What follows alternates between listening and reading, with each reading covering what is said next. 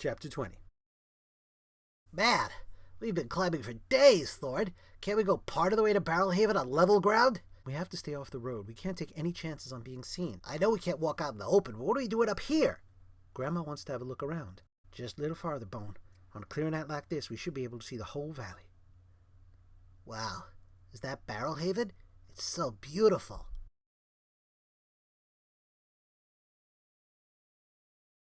It looks so quiet and peaceful. Looks can be deceiving.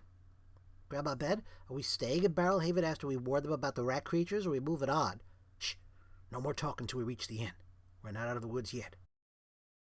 Can't argue with that. Did you hear about Tanner's wife? She was out by the woodshed and heard something moving around back in the woods. She see anything? No, but she smelled it. Brimstone. No. You guys want another round? Nah, we're good. So what happened? By the time Tanner got out to the shed, the dragon was gone. Howdy, fellas. Another round? Sure, Bone. How about you, Mr. Euclid? Yeah, and bring us some of those hard stuffed little bread thingies you're so good at making. Smiley, more ale over here. Another round. Coming up. Need anything from the kitchen? Chef Phony awaits your orders. Yeah, give me the Dragonslayer special. Flame broiled chicken. You got it. Be right back. And I say, the best thing you can do at night is keep your family indoors. Right, you're right. Can't be too careful with this dragon problem. Is that all you guys talk about? Dragons? What are you going on about now, Lucius? Dragons! I'm surrounded by grown men talking about make-believe and children's stories. Maybe dragons do exist. Who was you to say? I guess nobody. You want anything from the bar? No thanks. It's dragon slaying time. Who needs another drink to put out that fiery thirst? I'll have another one. You got it. Me too. And bread thingies. Hey there, Phony Bone. 8 more beers. We got a lot of thirsty customers tonight. This Dragonslayer thing is great for business. I gotta hand it to you, Phony. I thought Lucius really had you beat when he made that bet to see who could sell the most beer. I know. He's really steaming too, isn't he? He didn't count on his customers' fear of dragons. Speaking of which, almighty Dragonslayer, how are you gonna keep your promise to slay the dragons? Hey, keep your voice down. I'm not really gonna slay the dragons, you nuts. You're not? By St. Geo! Everybody here thinks you're gonna get rid of them. I won't have to, you simpleton. The dragons aren't dangerous. Only the townsfolk think they are. Now heads up, we got a customer. Jonathan! Not you two. You work for me. You're not going to take your business to their end of the bar. Oh, well, gee, Mr. Down, everybody else is. I just figured... Don't you get it? All this talk about dragons is just a trick to get you to order your drinks from him. Hey, Jonathan, how was your crop last year? Good harvest? Kind of poor. Wasn't much rain. You know, some folks claim it's dragons that cause drought. They do? Oh, but that makes sense when you think about it. How about that beer? Huh? Oh, yeah, right. Fill her up. My pleasure, friend. All right, that's it. Come here. I want to talk to you, Shorty. Oh, me? In the pantry. Now. All right, hold on. Smiley, get behind the bar. I don't want to lose any sales. All set, cuz. And ixnay on the dragons being friendly. Got it? Got it. I never know whose side you're on. You can count on me. Good. I'll keep this short. I hope this is important, Lucius. I'm pretty busy out there.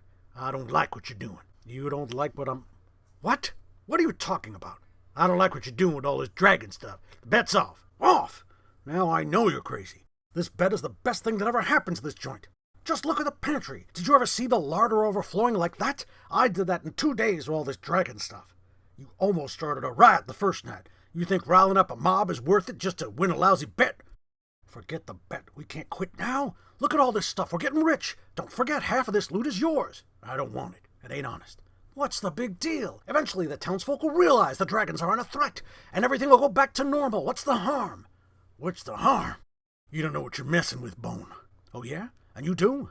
I know that one dragon in particular has saved you and your cousin's butts more than a few times, and I know the dragons don't want anybody to know they exist. Not that you'd have the decency to respect someone else's wishes. You know, the irony of all this may be lost on you, but don't you think it's strange that I'm the one telling folks that dragons exist, and you're the one trying to convince them they don't?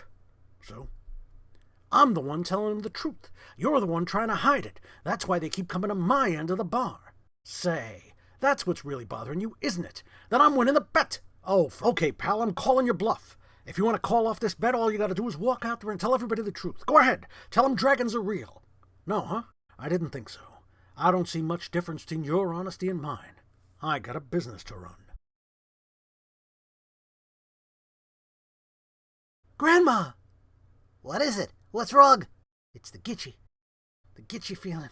That terrible feeling that makes your head swim and your legs wobble. It's a powerful omen of bad things to come. How bad is it, Grandma? Oh, it's a big one. Something awful is going to happen. And the gitchy feeling is never wrong. This isn't good. I can't shake it off. We have to go straight to the end. Quickly.